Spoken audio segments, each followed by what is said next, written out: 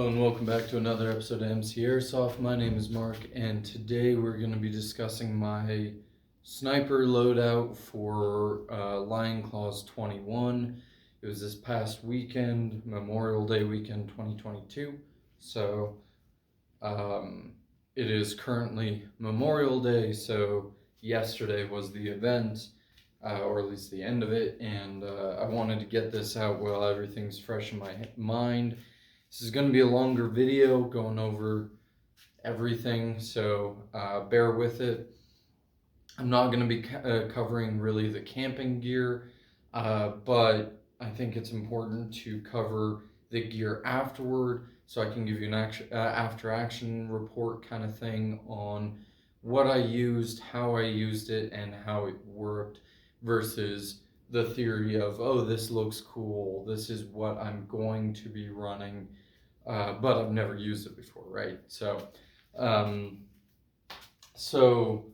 little bit about the event. This was at George Air Force Base over Memorial Day weekend. George Air Force Base is a fairly urban or maybe suburban kind of environment. It's in the high desert, but it's more buildings and, between 2 and 3 story buildings, lots of streets, good amount of cover. At this event, there were 12 technicals between the two teams roving about. We were fortunate enough to be dropped off at, my squad was fortunate enough to be dropped off at several different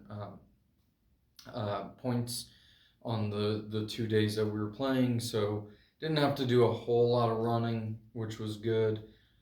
So the kit's maybe a little heavier than some people would like if they are doing a lot of running, so just keep that in mind.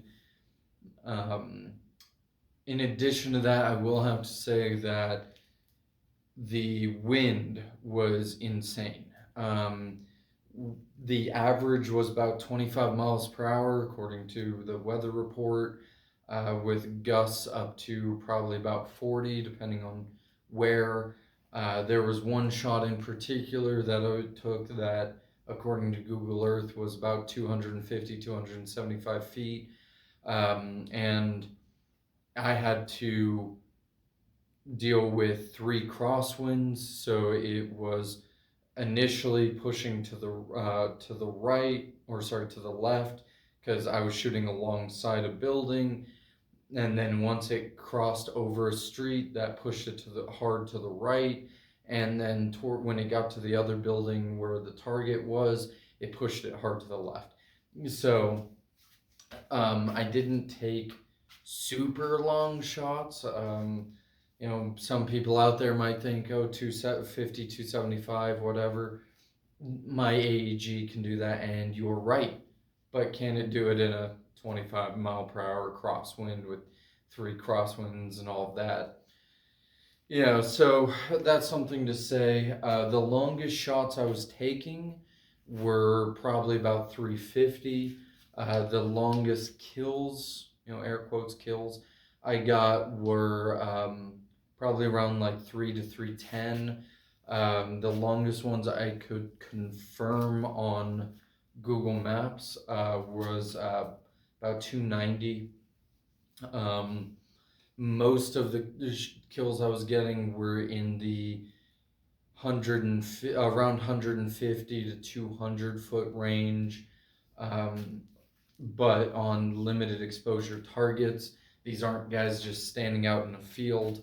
They're, head and, upper chest. They're, leaning out around a corner, so it's, head and left side of the chest kind of thing. It's, maybe they're just sticking a leg out. So, keep that in mind. Wasn't the most extreme long shots, but they were difficult shots. Right, so the 4.6s I was running in the bolt action worked pretty well, although I will have to say that I'm going to be sourcing heavier BBs for future games. That being said, we'll knock out uniform first. Tiger, woodland tiger stripe or jungle tiger stripe, whatever you want to call it, from Rothko. Pretty good. Didn't really have any issues with that. The only issue I had was I did raid mod these, and apparently my sewing isn't the best, so I need to patch that up. Rothko jungle tigers, pretty good. Rothko makes good equipment. If it was any hotter, that might have been an issue, and I would have probably thrown on a OD green t-shirt that I brought with me. But for the wind, and the weather, it wasn't too bad. Boots wise, I was wearing High Sierra boots. They're my everyday boots that I wear. They're brown, so they fit, and honestly, wear what's comfortable and wear what will help stabilize your ankle. So at least that's my opinion. One thing I will mention uniform wise is I might be tracking down either knee pads or a pair with knee pads, because the rubble in those urban environments, inside and outside buildings, really messed with my knees. So that is something to keep in mind. Yeah. Eye protection. So these are my Oakley knockoffs. There are probably better options for the price, but also just kind of wanted a specific look, and I specifically wanted the helo inserts because of the wind. Okay, so I got the frame is from I think it's Bravo Tactical, off of Airsoft GI. The lenses are just non-polarized safety rated lenses off Amazon, specifically for the Oakley M frames. I think it was from a brand called Revenant. Doesn't really matter. I had to drill out a hole and modify these, so I'm not really going to recommend them. But, you know, Oakley M frame replacement lenses. Other than that, I mean, I attached some paracord to the back. Real simple. Other than that, they worked great. I actually wore them during the camping portions of the event as well, and even while we weren't playing, because of the wind, it really helped keep the sand and grit out of your eyes. So I definitely recommend getting helo inserts if you're going to be playing in wind, or if your field requires a full seal eye protection, which most do. Next, I'll go over the helmet. Didn't really wear it. It stayed on my kit. I'll talk about how I attach it later. Stayed on my kit most of the time. I bought it because we were told that you had to have a helmet for riding in technicals. That didn't turn out to be true. I'm not a big fan of helmets, but I did a review on this already. Should be up. If not, I can always re-upload or post a new one, or whatever. But basically all it is it's an Amazon cheapo helmet that had some decent reviews. Nothing special. They're a dime a dozen. It was like $30. Replaced the padding on the inside with some helmet pads, again from Amazon. They were just cheap with good reviews. And then modified my face protector. Okay. Yeah, you can see my last name on the back. But modified a face protector. Any face protector will do. I bought this one from Modern Airsoft, but I haven't been able to find it since. And then it's just paracorded to these clips on the sides. So you can take it on and off. I also carried it because I figured we'd be doing a lot more CQB than we ended up doing. But like I said, I only carried it on Saturday, not Sunday. Didn't really use it. So We'll go to the rifles next. So I carried my Mark 18 as my secondary. Well, at least according to the rules, it was a secondary, right? But carried my Mark 18 as a secondary. Worked fine. The only issue I really had was feeding issues with magazines, which I'm guessing had to do from sand and grit getting into them more than the rifle itself. Shot just fine, kept up with anything else on the field for its size. Obviously, it's not keeping up with DMRs. I did lose the selector plate on the other side, whatever. And then I was using my Car 15 style or M4 style, or it has a bunch of different names. This is a real steel stock on here. I wanted this because then I could hot swap batteries or quick change batteries, or however you want to say that, because it just fits in. And me being 6 foot, I like having that stock all the way extended, so it didn't bother me any. And I liked being able to switch out batteries. It was a little more peace of mind. I actually didn't have to switch out batteries at all in game. The 1450 batteries that I have, the buffer tube batteries that Echo One makes, available on Airsoft GI, 7.4 lipos, work just fine. And it's a Burst Wizard 4 in here, so worked just fine throughout the weekend.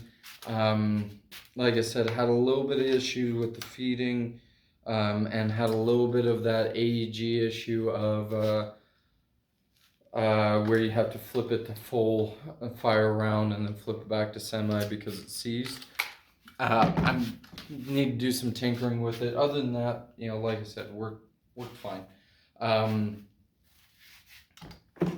The attachments on here, How Industry rail and flash suppressor. This is a Gunpowder milsim 1-point that I made into a 2-point because I was mostly using the bolt action, so I needed this better stabilized. And then most of the time, if I was running between buildings or doing the more close-in work, most of the time I was wrapped underneath my left arm, so that way it's slung to my left, okay?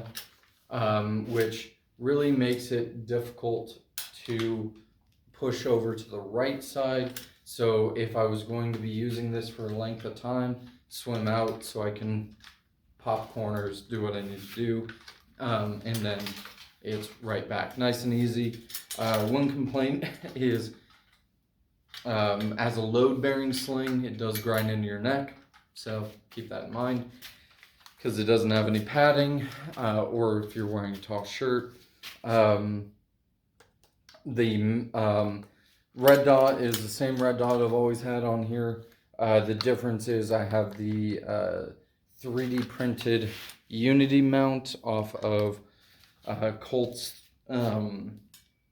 3D that I 3D printed. That held up just fine. That was kind of the test for me to see if I could do 3D printed parts, and that thing was banging around on my side all weekend, and it was in the sun all weekend, no issues. So I'm going to be 3D printing more parts for probably in the future, because that gave me a little bit more confidence.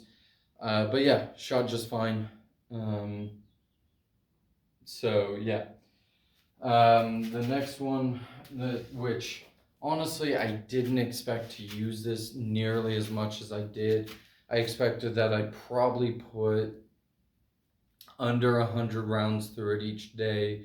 Turns out that between the 2 days, I probably shot closer to like 400 or 500 shots. Like I said, that wind was a killer. So it took more shots than I would have liked in order to walk the BBs in, but it handled everything like a champ. The only real issue I had was my TDC mod that I did. which is just a threaded little bit there. When I was taking it out of my pouch or handling it, because that is about where my thumb wants to go if I'm breaching a corner or breaking a plane, you know, going around a corner or bracing on a wall, I tended to hit it. So, which is a good point to make about things like the Trados, I think it's called TDC mod. It might be a good investment just for that, because it has, it's a lot lower profile and it's slanted, but this was free to do, so for me. So other than that, no real issue. And you can see it got pretty well worn over the weekend, especially the underside of the barrel there. Sticking the barrel through murder holes and all of that, windowsills, pulling it tight against corners of walls and things like that. All things that I've gone over in previous videos, but it got some work done to it. I only dropped it once, so that's a good thing. But it certainly got put through its paces this weekend. I will say that I broke one of the magazines, just one of the four corners of the nozzle, we'll call it, for the VSR-10 mags popped off. Didn't cause any issues throughout the weekend, but yeah. But yeah, no, it performed like a champ. Like I said, it was reaching out to, with a little bit of overhop, it was reaching out to like 350, no problem. And when I say a little bit, I mean something like that, right? So that black line right there to that black line is where I normally set it, so about there. And about there, it was reaching out to 4 or 350 or so, no issue. But the problem is that, again, the wind, beyond like 300, it was really a crapshoot on whether or not I was actually going to hit the target. The scope held up just fine, no issues there. Surprisingly, so I thought I was going to leave it on 3 to 4 power all weekend. There were a lot of times, especially for target identification, that I was turning it all the way up to 9 power. So a lot of the times I was, you know, checking to see, are they tan, are they green, what uniform, whatever. Okay, I can see that. I'm backing off to like 4 power, put like 1 or 2 shots down range to gauge wind. Then I'm cranking it back up to 9 power, and so I can really walk those BBs in. So it takes some knowledge of equipment, it takes some work, but all in all, that rifle really worked. There was a point at which, at about 275 feet or so, I held down a squad of enemy of NATO. Held down a squad for like 15-20 minutes until 2 technicals were able to roll up, offload troops. They assaulted the building, cleared it out, and then they went on their merry way. Not to say that I got a bunch of kills or anything. I think all in all, over the course of 2 days, I probably got, between the 2 rifles, probably about 15, maybe 20, including 1 grenade kill. So all in all, I mean, not bad, considering I maybe got killed 4 times, something like that, 5 times. So not bad. But that is something to note about being a sniper in Airsoft, is it's not like the videos, it's not like the YouTube videos that you see from most players where it's like, watch me get 30 kills in a row at this milsim with my bolt action. It's like, that is an entire weekend of people probably not playing the objectives, probably not actually playing the support role that a sniper should be, and they're just out there getting kills, and it looks like they're a lot further than they are, and it might even be 2 or 3 weekends put together. So just keep that in mind if you're looking at this, trying to get into sniping. Bear that in mind. So next one, we'll go over the belt because it's fairly light. So I did have my helmet hooked back here onto this carabiner, right? Like I said, I didn't use it. I left it on there because it's just handy to have another attachment point. Got gloves up here. Didn't end up using them, but I probably should have. I ended up with several cuts on my hands. But all in all, didn't really need them. That was my personal choice. They're good to have. So I just have those on a carabiner up front. Have my 3M4 mag pouches on my right hand belt side. Okay. In here, I kept a dead rag. It's got all my magazines in it. Okay, all my magazines in it. That I went through. I did use for most of the weekend this mag coupler, which it's okay. I think the major benefit to it was that at one point I was in a building defending a building from the rooftop or from the second floor. And the guy next to me, his saw went down, so I was able to just pass that off to him, and it already had 2 magazines ready to go. If you're just running an AEG, probably just stick with solo mags. Those ones had some issues, but I think it's worth it for the little bit extra cumbersomeness, because you are a little bit quick on the reloads, and like I said, someone's gun goes down, you can just pass it off and they already have 2 mags ready to go. Tourniquet wise, I kept one. I had probably 10 of these around my kit, because anyone who didn't have one, or anyone who had like an ace bandage that you had to sit there for 20 minutes wrapping, I was just giving these out. So I probably only ended up with like 3 left at the end of the weekend.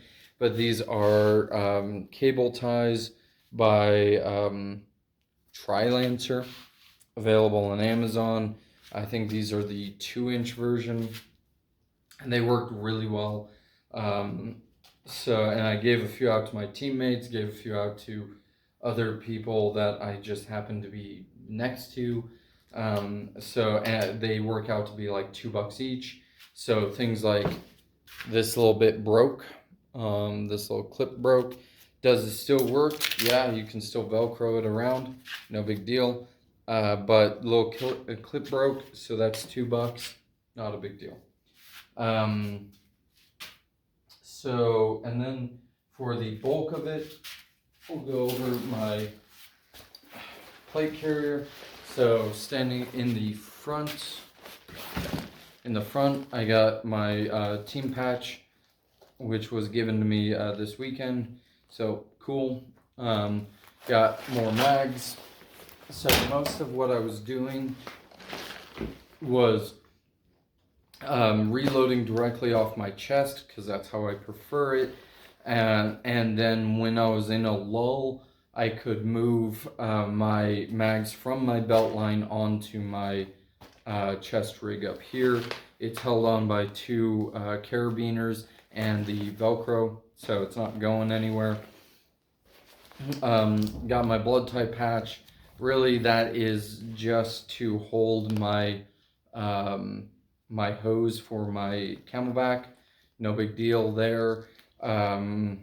So, you know, whatever works for you. You could use another carabiner or whatever. I had one of these laying around, so yeah. Down here, we got my push to talk. Okay. Worked just fine. Actually, this radio setup, or this earpiece setup from Airsoft GI, was like $15, and it was super clear the entire time. No real issues. Pretty comfortable. As long as you're fine with wearing earbuds, it's going to be comfortable. Really clear, actually, so that worked out pretty well. I'll go over the Baofeng real quick. Just a normal UV5R. I will probably be switching this out for the U8. I don't remember. I'll do a review when it comes in, if I end up getting it. It was recommended by the comms guy from my squad, because you can wire it up to transmit onto channels instead of just receiving on 2 channels. So for what I used it for, it was fine. I had one channel set to the HQ channel, and then one channel set to squad channel, so worked just fine for that. Got a multi-tool up front. I did have a tourniquet throughout the rest in the other side throughout the weekend, and that was my main go-to tourniquet. But like I said, I had a bunch. In here, I got a speed loader, which I don't recommend unless you have a really good clip on it, because that thing opened up and spilled a ton of 4.6s, which are not cheap. Had my map on the back. I wrote down my my channels, which only works for my radio. I did not write down the frequency settings. I set the channels to my memory on the Baofeng.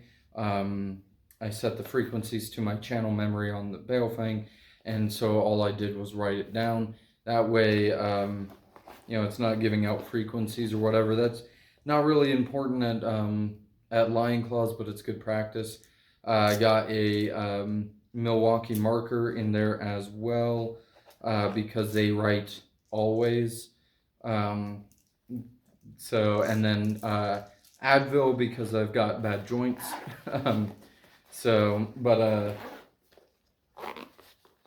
Yeah. So in the pouch down here, I have some EG67s. This pouch holds 5. I have 4 in here.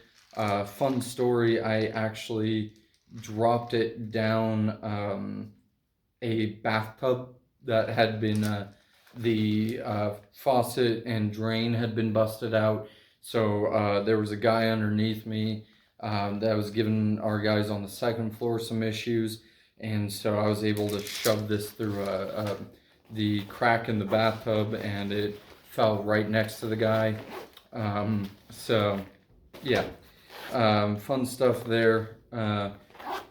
My problem with grenades is this was actually the first event that I've ran grenades at, so I never remember that I have them. And I never really think to utilize them. Yeah, that was the only issue. This is just a little dangler off Amazon. I think it might have been off Airsoft GI. It doesn't really matter, but it's a good little dangler. The chest, the plate carrier itself is a JPC that I have a review on. So I'm not going to go into a lot of details there, but it's a good plate carrier. It was fairly comfortable. Got the Lion Claws patch there. That was a new addition for the weekend. Name patch, flag patch. Even though we were on Russia, I always have a US flag patch on it. So this scabbard off Amazon. If you want more of a review on it, go check out the like how to carry 2 rifles video that I did. So it's it worked. It was a little hard to get it in and out. Not really out, but it was a little hard to stow it back in. What I'm thinking I'm probably going to end up doing is cutting off the bottom of it. Because I was using this the bolt action so much, I wasn't really taking knees and firing. The reason I left it before the event is I didn't want to take a knee or something like that and have the muzzle slam into concrete or something like that as I'm going down. So I think I'm going to risk that and cut off the bottom of it. That way it sits a bit lower, because I did hit my hit the rifle going through some windows and stuff. So I want it to sit a little bit lower, and also it probably won't jostle around as much if it's further in. But other than that, it worked. Can't really say much better than that. It worked for what I needed it to do. In this pouch, it's getting to be a long video. I had my extra battery, some Cliff Bars, Gatorade pouches, which the first one of these I mixed with a water bottle. The second one, I took some water in my mouth and then just poured that in, switched it around, and it worked fine. Keeps you going. You want water alone is not enough. You have to have electrolytes, especially if you're playing in the desert. But don't assume because you're in a cold environment that you're not going to get dehydrated. You need electrolytes. In the back here, I have my Camelback, which is 3 liters up to about there, so probably about 3.5 liters. I actually did almost run out on the first day because it was a longer game. Second day, I used maybe a quarter of it or so. The second day was a lot more fast paced. So, but yeah, so it worked. It was good, and good to have water on you. At least carrying water bottles, but I really recommend a Camelback bladder. I have a filter on this one. My idea with that is, one, I use it for hiking and camping, so in those situations you might have to source your own water, but mostly the reason I have it is because if your water is left out like in the sun all day, you have a gallon of water, it's left out in the sun all day, you might get particulates in there. If while you're refilling it, it gets hit with, you're in a sandy environment, so it gets hit with sand, it'll filter those out. If you forget to wash it out and there's bacteria, it'll help filter that out. So more practical reasons than not. I also did carry my Odin speed loader in here the first day, which I used once. Didn't really need to use it, but it was nice to be able to top off back to full magazine. But yeah, all in all, that's pretty much my kit, pretty much what I was running. Other than that, it was tent stuff, camping stuff, which I'm not going to bore you about. If you want a camping video, there's dozens of dedicated, or hundreds probably, of dedicated camping videos on YouTube. Go check those out. Yeah, so I didn't end up carrying a pistol because I wanted to ditch a little bit more weight. I did bring it with me in case my rifle went down or my bolt action went down, so I could strap that on and still have a secondary. I'm big on carrying at least 2 things that fire BBs. One note for anyone going to Lion Claws or any of these bigger milsims: if you're not going with a squad, bring something that can shoot grenades or rockets or whatever, can take out technicals. If you are rolling as a squad, make sure someone in your squad has them. That would have come in a lot of that would have come in real handy a lot of times throughout the weekend. Um, so bring something to deal with technicals. Grenades are handy if you use them, but if you don't use them, you don't use them, right? But having a grenade launcher, something of that nature, is going to be really useful because otherwise you're sitting there plinking at a Humvee that's hosing BBs, and it's just not fun after a little while. The first time it's really cool, the second time not so much. Other than that, just try it out for yourself is my biggest recommendation. Go to a milsim, try it out, bring what you think you'll need. If you run out of the only thing is bring more water than you think you need, bring more BBs than you think you need. But honestly, it's not difficult. You can, at a lot of these, you can kind of go at your own pace. At all of them, you can go at your own pace, really, because it's you're the customer. So if you fall out of a hike, oh no, it's not like they're gonna kick you out for it. If you're doing something dangerous, sure, but you know, just make the only things really to consider, or make sure you're going in real hydrated. Read the tax op, read the player packet. Make sure you just bring everything on the list, and you should be fine. It doesn't take a lot of extra stuff, and especially if you're rolling with a squad, there will be somebody to cover you throughout. So. But yeah, that's the biggest advice I can give anyone is if you're thinking about going to a milsim, go. It's a lot of fun.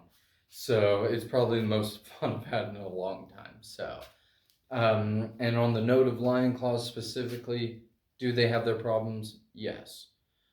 Are they worth going to? Also, yes. So I'm not going to get into it too much other than that. Of course, they have every event has their issues. People cheating, not calling their hits, too much wind, whatever. Not, oh, this guy was shooting, above FPS or whatever. Yeah, it's gonna happen. Okay.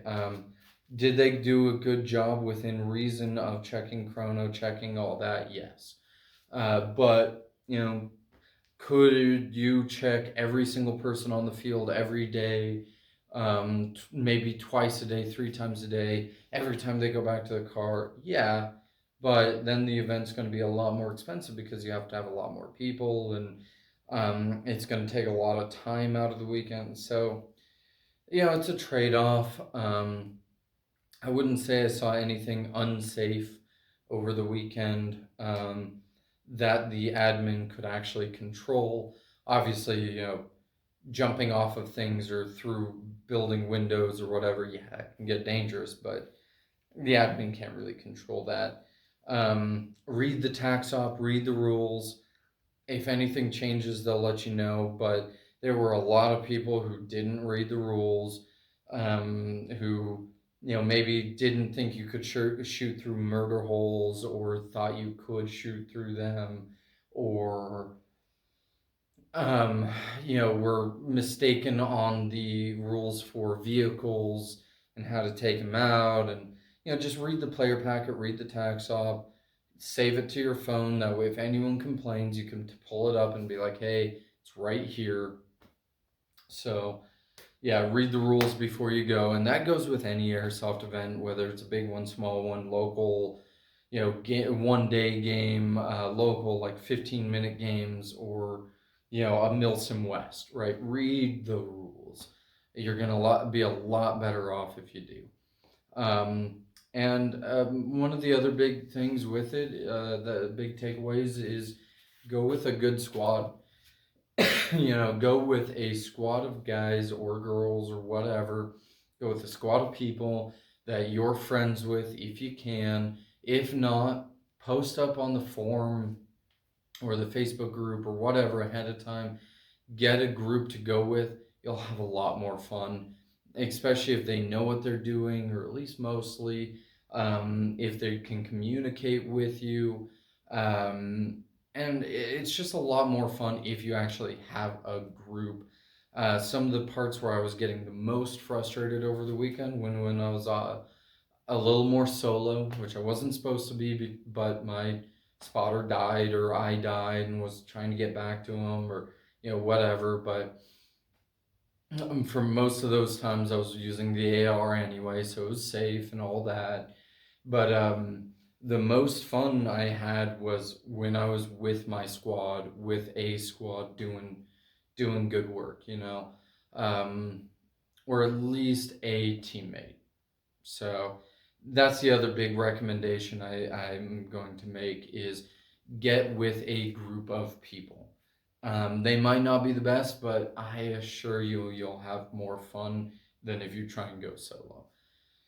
But with that being said, um, you know, just go out and try it. But until next time, stay safe and stay hydrated.